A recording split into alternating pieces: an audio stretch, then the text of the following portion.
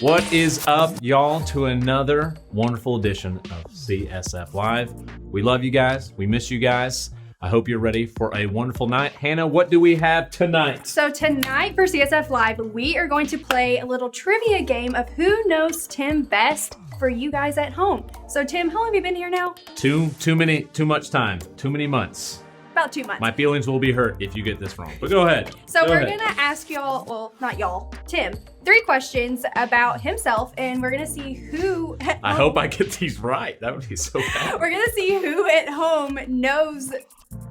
We're gonna see who at home can get all 3 questions right, and what are they gonna get if they do? A gift card of your choosing.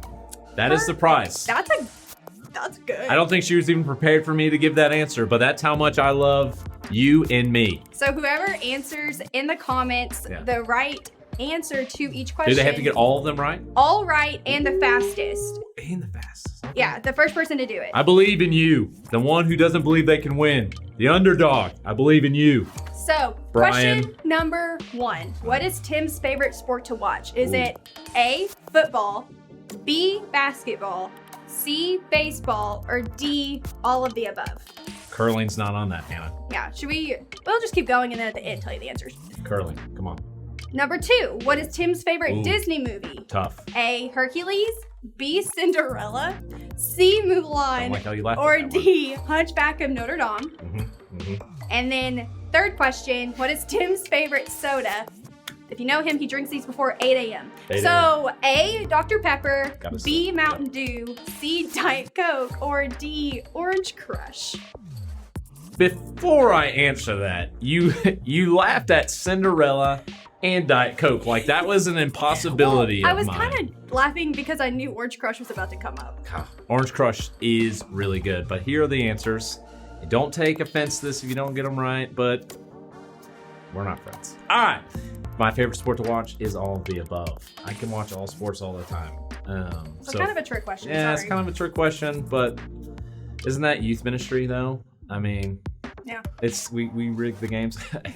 Next question is my favorite Disney movie. It would be Hercules. I honestly think, Hannah, and you might disagree with me, that Hercules has the best Disney soundtrack. Mine is outside of Tarzan with Phil Collins, but Hercules, by far, best soundtrack. That's my hot take for tonight. Everyone's entitled to their own opinion, so moving on. Some can be wrong. And finally, my favorite soda, the easy question, would be the one, the only Mountain Dew. And which yes, he does drink those before 8 a.m. You've got to start your day with some Jesus and some Dew. That's where I'm at. That's where I'm at with life right now. That's where I'm at. But go ahead. Well, so whoever gets all 3 of those right and comments the quickest. Yep, quickest, yeah. Whatever. Will win the gift card of your choosing. We'll get it to you. It'd be great. I don't know how much money we put on that sucker. You're the one who said it was a gift card of Perfect. your choosing. So. $10. We'll see you guys later. Have a great night. Peace, love, hair job. That was on you.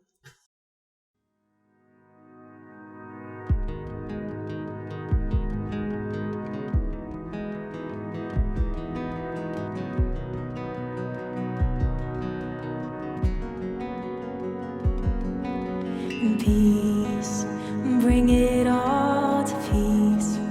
The storm surrounding me, let it break. At your name, still call the sea to still, the rage in me to still every wave.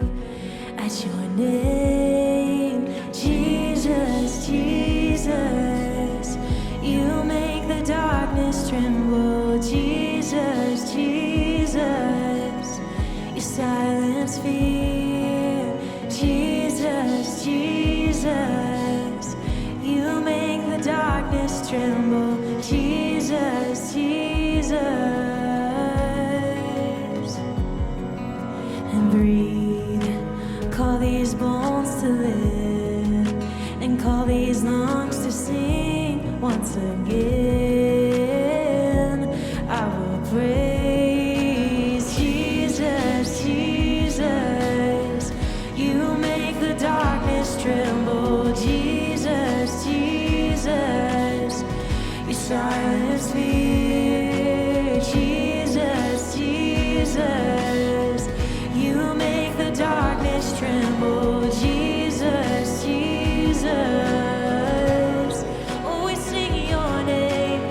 Jesus, Jesus, you make the darkness tremble. Jesus, Jesus, you silence fear. Jesus, Jesus, you make the darkness tremble. Jesus, Jesus,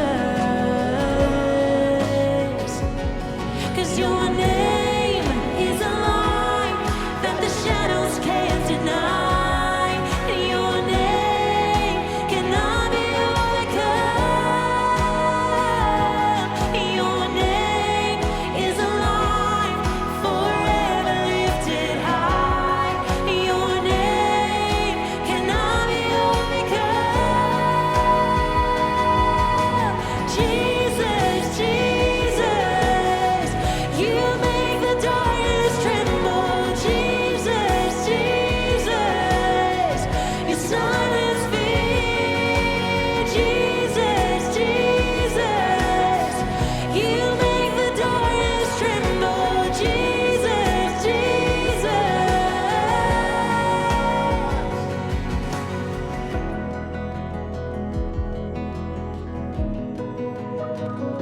You make the darkness tremble. 'Cause your name is a light that the shadows can't deny. Your name cannot be overcome. Your name is a light forever lifted high. Your name cannot be overcome. Your name is a light that the shadows can't deny. Your name cannot be overcome.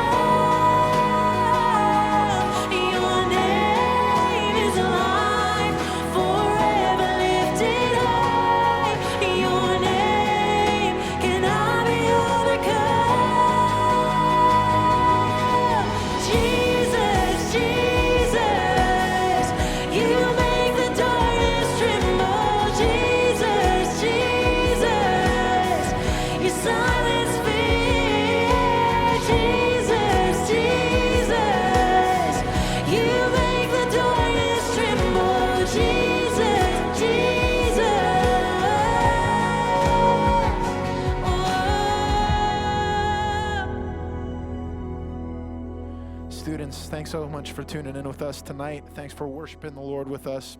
You guys have a great evening.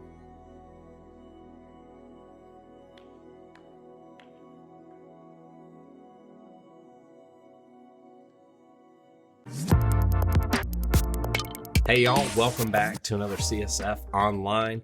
We are in week 3, and as we've kind of gone through this new series called The Plot Twist, the story of Joseph, we've left him in the pit. He was in the pit, and we kind of talked about how God uses those experiences so we know who to truly lean on and see what's going on.